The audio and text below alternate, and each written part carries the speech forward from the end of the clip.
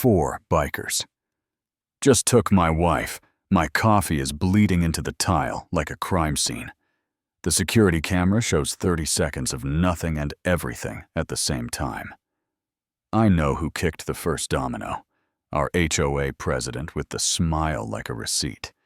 And I know why she thinks she can do it a fence, 8 feet a rule a grudge. What she doesn't know is I didn't forget what I learned before I started mowing my own lawn. You know what I mean? I didn't move to Briar Glen to be a tough guy after 18 years with a unit that doesn't post class photos.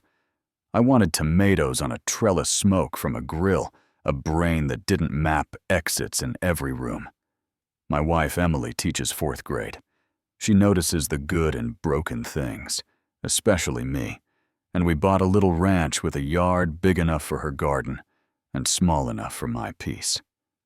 I put up an 8-foot cedar fence because I like sleeping, because the deer out here think they pay the mortgage, because privacy isn't a sin.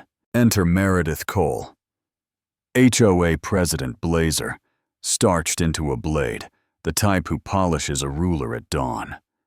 6 a.m. every morning she'd appear with a 12-inch measuring stick, like she was calibrating a space telescope, crouching in my grass, muttering numbers, snapping photos like my fence was evidence. Our neighbor, Ruth Carter, watched from her porch and gave me that southern whisper that carries 3 streets. Baby, she never did this to anybody else, and I laughed because if I didn't, I'd start reading wind.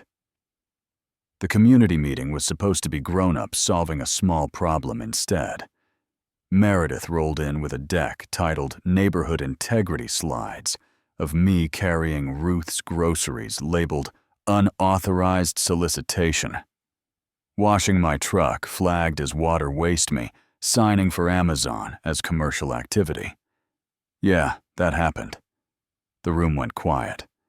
The way rooms go quiet when people are trying not to look at a car wreck. I let her have her show, then plugged in my laptop. My friend Sam Hargrove. We served together, and retirement didn't stick. Now he's a PI who sees patterns in static, helped me run a neighborhood audit. Slide 1, Meredith's fence, 8.4, Slide 2. The treasurer's 7.9, Slide 3, the vice president's decorative iron with spikes like a medieval selfie. 8.5. Final slide, if you applied her fines evenly. 70 grand, plus change. Phones came out, people filmed.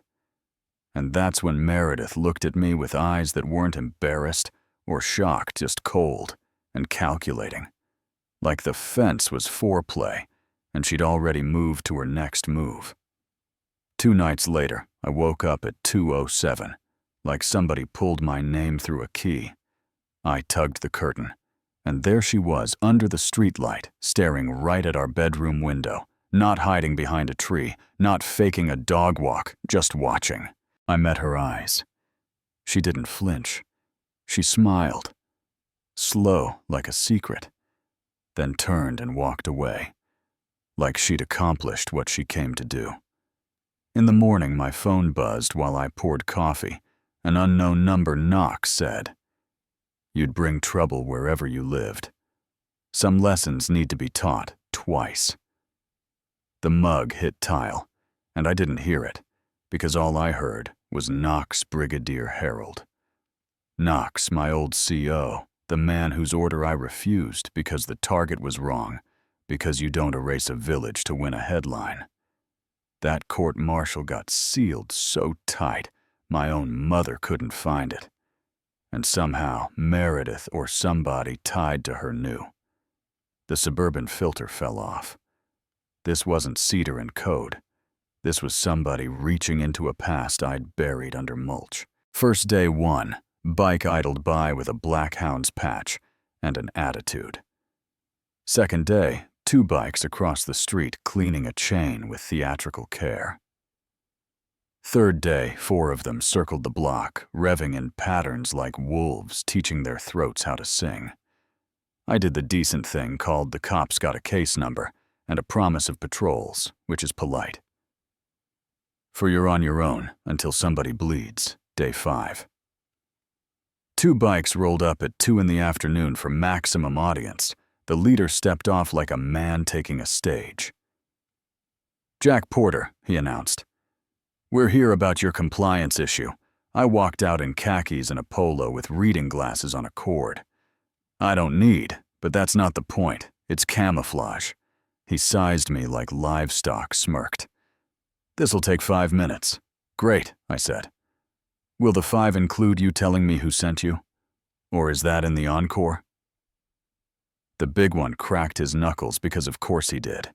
"We represent community." "Interests," the leader said, toothpick rolling. "Which community?" I asked. "And which interests?" He blinked like he'd opened a door and found math class. The kind that don't like questions. I asked about his patch. He bluffed military. I used words he should have known, and he got lost. They left mad enough to make mistakes. I hugged Emily in the kitchen, both of us pretending normal because speaking it out loud makes it heavier. Sam showed up that night with a laptop and a face he'd been pulling threads. "Your HOA queen is living like a hedge fund manager," he said. "Shell companies with names so bland they squeak. A cousin named Denise in county permits. Rubber stamping violations like muscle memory. And this wasn't her first rodeo. 4 other neighborhoods, same playbook. People who fought got buried in fines and surprise repairs until an anonymous cash buyer showed up. Quick sale, quick, flip, big profit. He scrolled through deeds and wires and names that repeated in patterns you don't see unless you hunt them. 40+ families, he said. "She's not petty. She's organized." Ruth cried the quiet way you cry when a year of bad luck suddenly has a face. Emily squeezed my hand under the table. I stared at the map and saw it. Not a real estate hustle, a campaign. The kidnapping wasn't elegant. It never is. Emily was leaving school after conferences, tote bag on her shoulder. That tired teacher smile, that means she gave away the best of herself and saved enough for me. When 2 men approached with the type of polite that's been bought, "Ma'am, we need to talk about your husband one," said the big one, eased in front of her door like a training video. "You'd be proud of my wife. The pepper spray I begged her to carry made a clean hit from 3 feet. The big man went mythic with curses witnesses filmed and yelled, but panic makes hands stupid. And a third guy we hadn't clocked shoved her toward a van. My phone pinged. A GPS tag I tucked in her tote when the bike started circling. The dot moving fast toward the Cedar Point warehouses. I didn't say much to Sam because the switch was already thrown and people like to call it rage. But it isn't. It's quiet. It's math. It's air and light and time. I put what I needed in the truck. Sam said protocol. I squeezed his shoulder and drove. The warehouse smelled like oil, and losing 3 vehicles outside. 4 heat signatures. Inside power hiccuped in a way that made the night fair. 1 guard by the back, 1 tinkering in a side bay, 2 in the main room, where a chair had the wrong kind of spotlight. I won't give you the how, because that implies you should try it. I'll give you the sound a wrench makes when it hits concrete, how it can be the start of a prayer. If you listen. The small one never saw me. The big one didn't either. By the time the leader realized he was alone, his flashlight looked like a floaty in deep water. "Step away from my wife," I said. "Not poetry, but it works." He turned with a knife and hands that shook like a cheap ladder. "Who the hell are you?" he asked, voice trying to be bigger than his boots. "The guy you were supposed to cross off a list," I said. And when he lunged, training turned his knife into mine in 3 seconds and pointed it somewhere he'd remember. Emily, God bless her, had the emergency blade I taught her to tape under her watch band.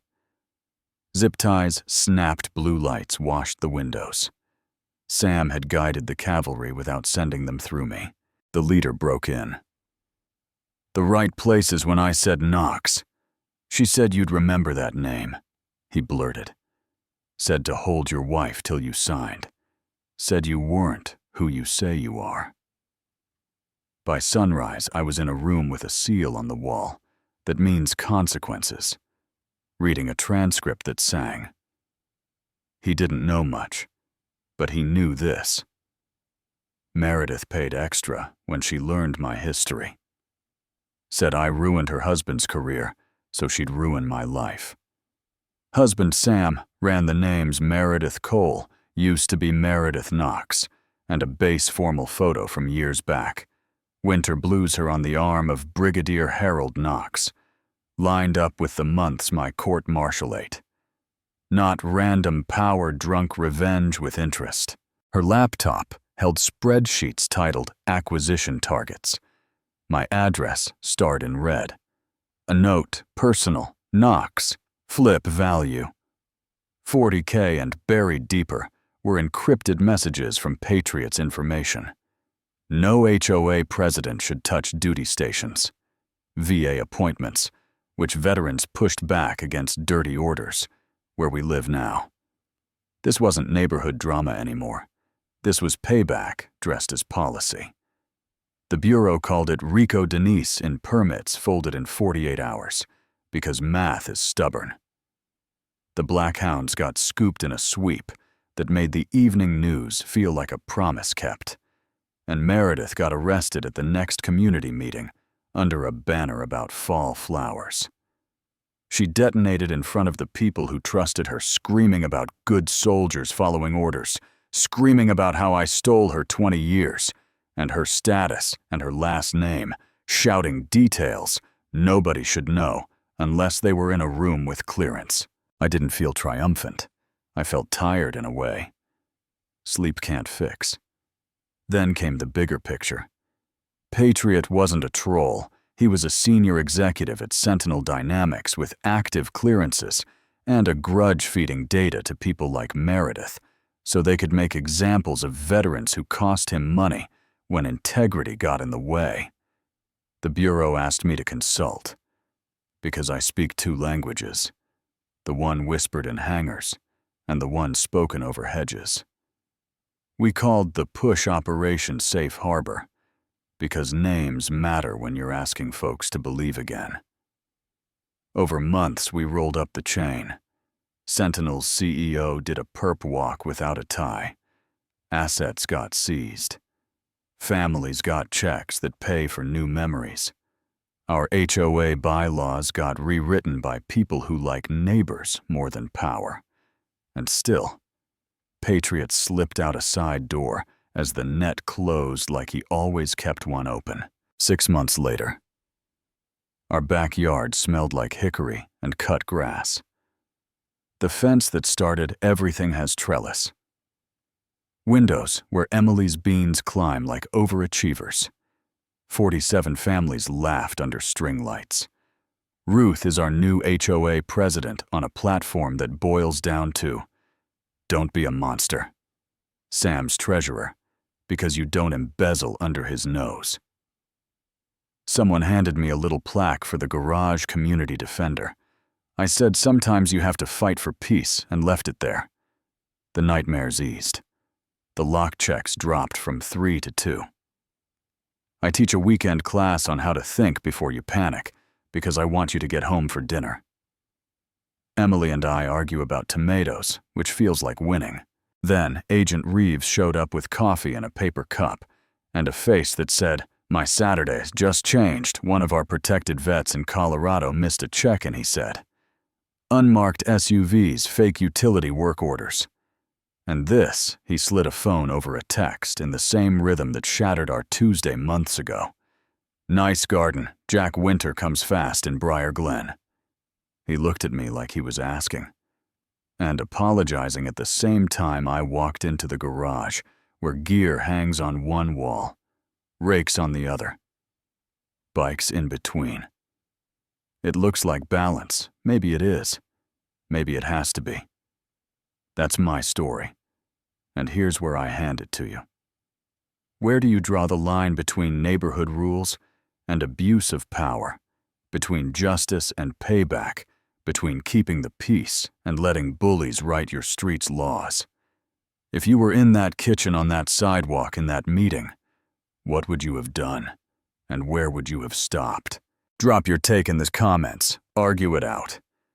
Tell me what you've seen in your town, and if this hit a nerve, share it with someone who needs to hear that kindness isn't weakness, and fences aren't the only things worth defending.